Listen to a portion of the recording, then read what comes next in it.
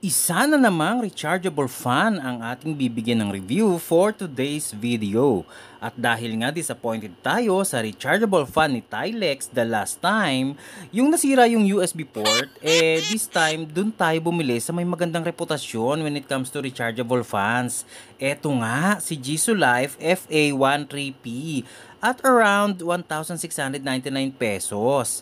But first things first, bakit ako bumili nito na nagkakahalaga ng 1,700 kung may mabibili naman ako na electric fan na worth 700 pesos lang at hindi pa limited ang range dahil disaksak siya at definitely ay mas malaki?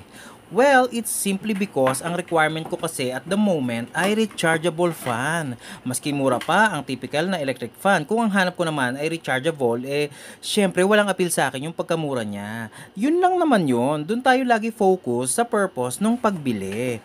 At hindi nga tayo binigo ni Jisoo Life dahil as you can see, ang safe nung pagkakabalot sa kanya. Medyo concerning at first dahil overseas pa nga according to the app, which of course means na madaming pasalin-salin o pagpasa-pasa sa item in terms of handling and logistics. But long story short, safe naman dumating yung fan. Walang dents at nasa maayos na condition talaga.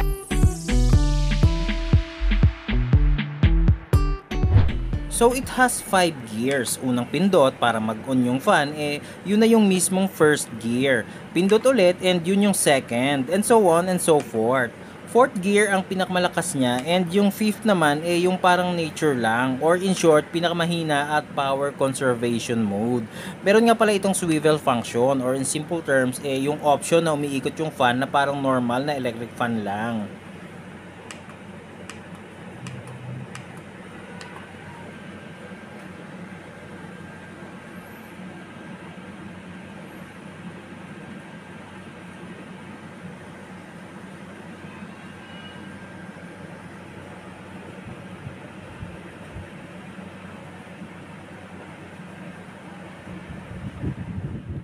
Since may trauma pa tayo sa micro USB kagagawa ni Tilex, minake sure natin na hindi na ganun ang port na mabibili natin, at eto nga, Type-C na siya, pero syempre iingatan pa din natin, may kamahalan kasi. So this is our initial impression sa product. Mukha namang solid ang build quality niya overall. Yung plastic niya definitely solid. Yung feel ng motor niya is solid din. Yung base niya is mabigat, which is good kasi nga if this has to be a stand fan, then dapat stable ang base. At kino-confirm nga natin na stable nga naman talaga siya. Hindi ko lang kasi masabi na sturdy 100% kasi since telescopic siya, may mga joints yan that we won't know how it will hold in the long run. And since umiikot yung head, of course, medyo may pagka-fragile dito sa part na to. Of course, I'm not saying na flimsy siya, pero if there's a weak spot, ito yung mga parts ng dugtungan nila, unlike sa mga normal na electric fan na malaking bakal talaga yung dugtungan. Kaya again, medyo hinahandle natin siya with care at the moment since we won't know for sure how it will go after, let's say, 6 months of use, particularly sa mga parts na kasasabi ko nga lang.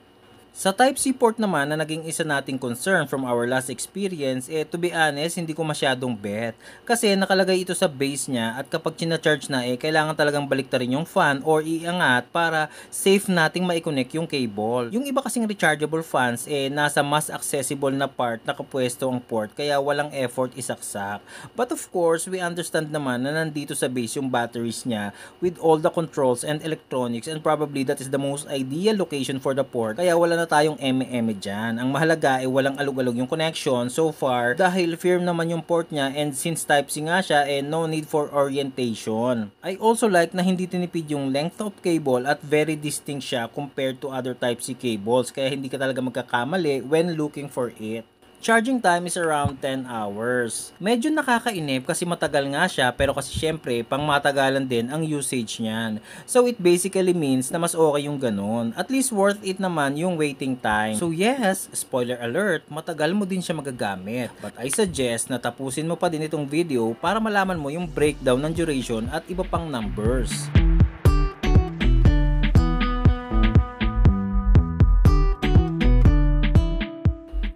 Sa buga ng hangin, mahina naman talaga yung number 1. Yung number 2, tolerable na. Okay, just a couple of things dito sa actual speed test natin. Yung orange na nakasabit is Shopee plastic bag yan na ginupit natin vertically. So yan yung dapat nyong i-observe to gauge yung power ng fan per gear or per speed number. And the distance between the Shopee bag and the fan is around 5 feet. Yung number 3, ayan, ito yung masasabi natin na pwede na. So much so na kahit may counting distance ka from the fan itself, abot ka pa din since malaki-laki din naman ito compared sa ibang rechargeable fans. And of course, yung number 4 bilang pinakamalakas nga something na masasabi ko talagang sulit ang binayaran mo dito kasi kahit may distance nga satisfied naman ako sa lakas niya. Yung ibang rechargeable fans kasi need mo talaga na malapit ka, yung tipong halos nasa mukha mo na. Pero ito, kahit malayo-layo ka pa, abot ka pa din and enough siya para hindi ka mainitan. And the fifth gear is what they call natural wind. I think mas mahina siya sa number 1, pero lumalakas naman siya ng kaunti, sort of intermittent ang buga niya. Parang literal na hangin lang ang peg, ganun.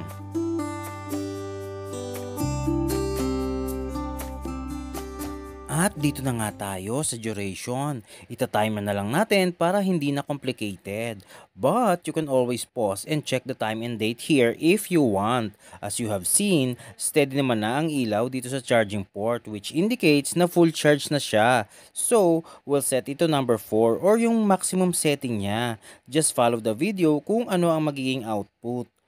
Anyway, sa number 3 naman ay abot ng mga 12 hours. Then sa number 2 ay up to 22 hours. Di ko na kinuha yung actual duration ng number 1 kasi you just have to imagine na yung number 2 ay aabot na nga ng 22 hours. Di mas matagal pa yung number 1, di ba? Wala din kasing bearing for me since hindi talaga ako nagna number 1 pagdating sa mga rechargeable fans kasi bitin naman talaga. You will just have to refer to the manual na yung pinakamatagal dyan, yung 28 hours, yan yung number 1 probably. Anyway, balik tayo sa ating duration test and ayan, almost 7 hours ang inabot sa maximum setting. Like, wow, that is really impressive. I mean, legit yung pagiging 8,000 mAh niya. Good job, Jisoo Life. Guys, ang main purpose ko dito is pang supplement lang naman. Bale, instead na electric fan pa ang gamitin, in conjunction with the AC, ito na lang para hindi naman sobrang lamig. Tamang saktuhan lang. Then, pag enough na yung AC, ito na lang din ang tuloy-tuloy hanggang sa pagising sa umaga. So, as you can see, hindi siya pang brand out na purpose, mga sis. Pang araw-araw talaga yung plan. And, obviously, magkaiba ang lakas ng hangin nito compared sa normal na electric fans natin sa bahay. Kaya definitely, mabibitin ka if ang purpose mo pala is for replacement sa typical na household fans. But for the normal expectations sa mga rechargeable fans, for me, it meets my expectations. It does so with flying colors pa nga, if I may say so myself. Lagi ako nagsiset sa pinakamalakas na setting, pero with this one, I am setting it for number 3 kasi no need for gear number 4 dahil malakas na yung number 3 mismo. At abot nga siya ng isang pangbuong gabing tulog. Tanong, can you use it while being charged? Well, it depends on the battery level. If it's coming from 0, matuturn on mo pa din naman siya sa number 1. Pero maya-maya lang, kusa na siyang mag-o-off. Here's what I tried. Nilobat ko muna up to 0, then nag-charge ako ng mga 1 hour lang. Then I turn it on sa number 3, then left it overnight na naka-on at naka-charge at the same time. And guess what? When I woke up the next day, gumagana pa din. Of course, even if you can, it doesn't mean you should, diba? Mas dadali kasi ang buhay ng battery niyan with that kind of practice. So I suggest, stick ka na lang sa number 2 or number 3. Since yung number 3 naman, kaya niya up to 12 hours. Sa dripper ko lang kasi ginagawa yung matic na naka-charge while using. Kasi nga, mahina naman talaga yung battery nun since mura lang. So again, as a supplement to AC, definitely it does a very decent job. As a portable fan naman, like camping or outdoors, yes, it works fine as well in terms of power and duration. Pero syempre, if for camping, let us consider na flat ang base nito, which means it kinda relies on a flat surface din. May mga light indicators ba? Yes, meron naman. As you have already seen, when it's charging, nagbi-blink yung LED dun sa charging port. Pag puno na, steady na yung ilaw. Pag lobat naman na, magbi-blink kung saan siya currently nakaset. For instance, naka number 3, dun sa LED na yan, magbi-blink. Pag nililipat ng gear o speed number, may LED siya dun sa corresponding gear. And then, after mo siya iset doon, kusang namamatay yung ilaw after 9 seconds.